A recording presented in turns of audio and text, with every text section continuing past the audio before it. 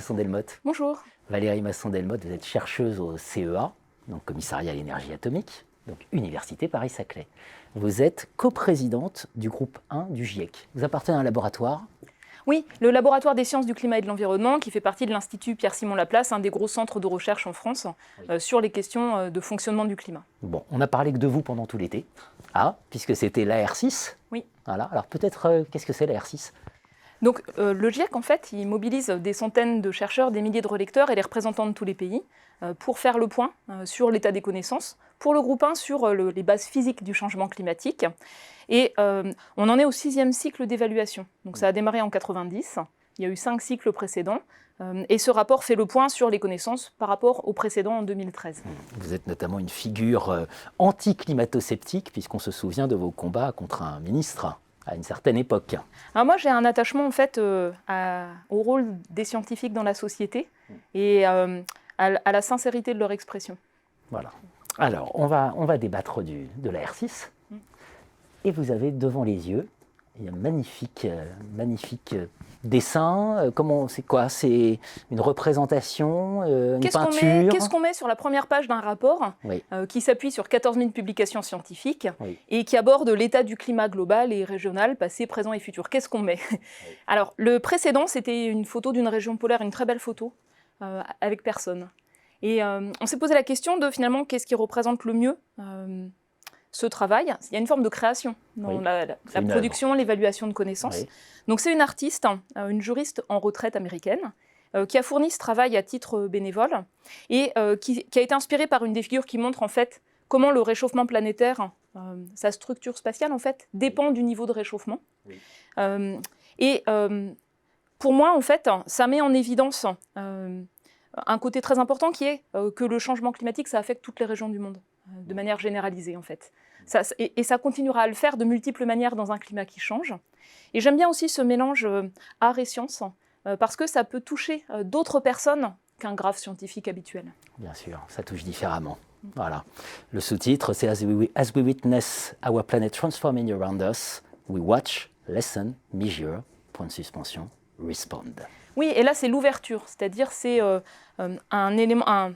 Je vais le résumer, il est très court, le rapport fait des milliers de pages, mais c'est vraiment l'idée de fournir ce socle de connaissances à la société avec l'espoir que l'ensemble des décideurs, des acteurs, des citoyens, des enseignants se l'approprient et l'utilisent en appui à leur prise de décision. Alors, il n'y a pas que des œuvres d'art, il y a aussi un atlas interactif par exemple, parce que ce qu'on a remarqué, c'est que beaucoup de gens sont réticents en fait, à lire un rapport détaillé. Donc ils vont regarder une vidéo par exemple, puis après chercher l'info qui les intéresse, et ils aiment bien pouvoir manipuler les données. Et donc l'atlas interactif qu'on a mis en ligne, c'est une ressource très utile pour ça. L'une des nouveautés de ce rapport, c'est effectivement le résumé à l'intention des décideurs, c'est-à-dire passer à l'action, répondre. Voilà, répondre. Alors, on va faire un tour, plusieurs émissions. Le sujet mérite quand même plusieurs émissions.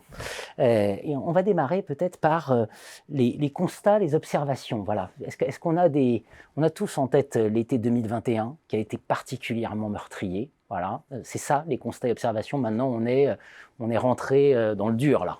En fait, on vit partout, dans toutes les régions, avec les conséquences d'un climat qui change. Alors, il y a des choses qui sont un peu insidieuses, des tendances graduelles. Par exemple, la montée du niveau des mers qui a accéléré. Il y a aussi des choses plus visibles, parce qu'en fait, directement, on voit qu'on passe les seuils de tolérance en fait, de nos infrastructures, de nos sociétés ou des écosystèmes. Et on le voit partout, même dans les pays les plus riches finalement. Ça touche chaque région du monde. Donc, les sciences du climat, elles s'appuient sur des observations directes, qui s'affinent. Elle s'appuie sur la caractérisation des variations passées, en fait, à l'échelle historique, géologique du climat, et puis sur des outils d'analyse de ces données, de compréhension de la relation cause-conséquence, et donc ce qu'on appelle l'attribution, c'est-à-dire arriver sur des événements qui se produisent, à discerner si c'est juste un événement rare, qui fait partie de la variabilité naturelle du climat, ou si c'est un événement qui a été rendu plus probable, plus intense, du fait de l'influence humaine sur le climat planétaire.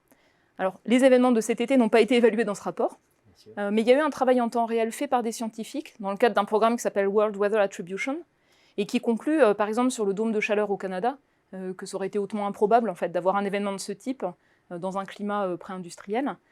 Et de même sur l'intensité des pluies torrentielles en Allemagne, c'est une conclusion similaire. Donc si on prend le climat à l'échelle planétaire, un des indicateurs, c'est le niveau de réchauffement. Ce n'est pas le seul, mais il est assez pertinent. parce que beaucoup de caractéristiques à la surface de la Terre sont directement liées à cet indicateur. Donc on en est à environ 1,1 degré sur la dernière décennie, par rapport à 1850-1900. Chacune des dernières décennies a été successivement la plus chaude. Donc ça, c'est la partie surface. On a un recul généralisé de ce qu'on appelle la cryosphère, qui est visible, hein, recul généralisé des glaciers, qui est inédit depuis plus de 2000 ans. Recul de la glace de mer près du pôle Nord, la banquise, avec un niveau le plus bas depuis plus de 1000 ans. On a également donc, le Groenland qui fond plus vite, l'Antarctique, certains secteurs qui s'écoulent plus rapidement. Donc ça rajoute de l'eau aux océans, en fait. Et puis l'océan, c'est lui qui capte le plus gros de la chaleur supplémentaire, hein, qui part plus vers l'espace.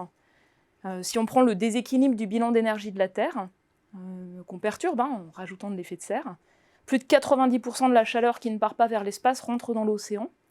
Donc l'océan se dilate, ça contribue à la montée du niveau des mers, dont le rythme a accéléré au cours des derniers 40 ans.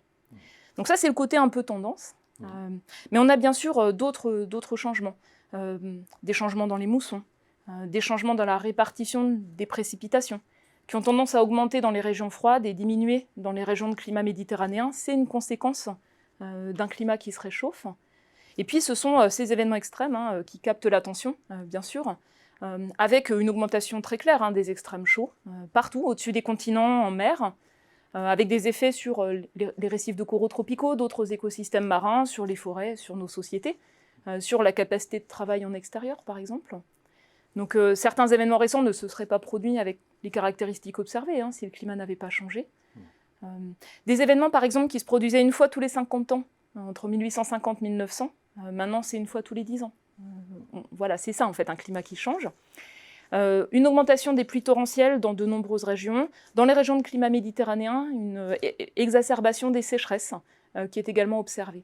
Vous voyez, donc en fait, ça touche tous les compartiments, depuis le haut des montagnes jusqu'au fond de l'océan.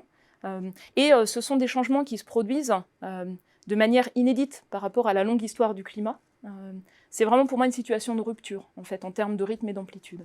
On est à un moment de rupture, c'est une question de vie ou de mort. On va continuer. C'est une question de stabilité de l'environnement dans lequel on vit. Oui, bien sûr. Je vais vous retrouver pour débattre, mieux comprendre les causes. Merci Valérie Masson-Delmotte.